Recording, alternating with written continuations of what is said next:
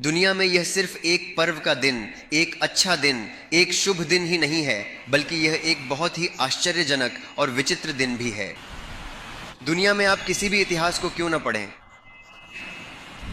कोई भी संस्कृति पढ़ें, आप किसी भी काल में जाकर देखें, किसी भी महान व्यक्ति का इतिहास पढ़ें, चाहे कुछ भी हो, आपने कभी भी मृत्यु को यह कभी शुभ नहीं कहा गया, न ही शुभ माना गया, न ही मृत्यु के शुभ होने की कोई स्थिति देखी गई होगी। ऐसी कोई परिस्थिति नहीं होगी। सिर्फ और सिर्फ मसीह की मृत्यु को उसे गुड फ्राइडे कहा गया है, और यह नाम उसे देना उचित भी है, क्योंकि यह अत्यंत महत्वपूर्ण है, क्योंकि वह ऐसी मृत्यु थी जिसने सभी अन्य मृत्युओं को निगल लिया था। वह है मसीह की मृत्यु। मृत्यु शब्द का उच्चारण करना ही एक बहुत बड़ी मुसीबत जैसी बात है।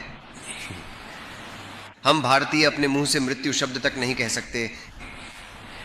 इतना डर है कि वो कहीं हम पर ना आ जाए।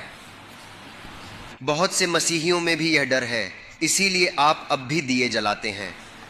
आप अब भी वहीं पर अपने पैर धोते हैं, या फिर बेचारे जो जा चुके हैं वे घर जाकर दिया देखकर वहां पैर धोकर आते हैं।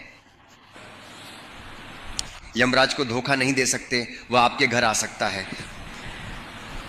तो हम ये सब करते रहते हैं,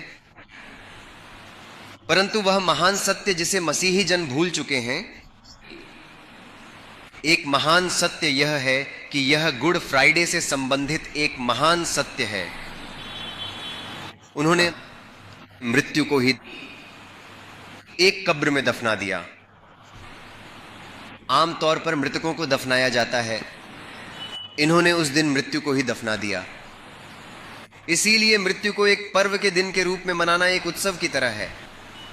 आप कितने भी महान व्यक्तियों का जीवन देख लीजिए, वे पुण्यतिथि नहीं मनाते। इसीलिए जब आप दूसरे देवताओं के बारे में सुनते हैं तो उनकी जयंती ही उनके त्योहार होते हैं, उनके जन्मदिन ही उनके त्योहार हैं। चाहे वह अष्टमी हो, चतुर्थी हो, या कोई और तिथि जैसे नवमी हो, हमारे प्रभु का जन्मदिन ही त्योहार नहीं, उनकी मृत्यु का दिन भी त्योहार है। ऐसा न कभी हुआ, न होगा। बाइबल में इब्रानियों की पत्री के 2 अध्याय के 14वें वचन में लिखा है, इस मृत्यु के भय से हमें मुक्त करने के लिए वह स्वयं मृत्यु में प्रवेश कर गए।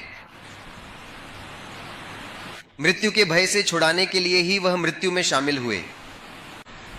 दुनिया के महान व्यक्तियों, महात्माओं के लिए भी क्रूस ही शरण,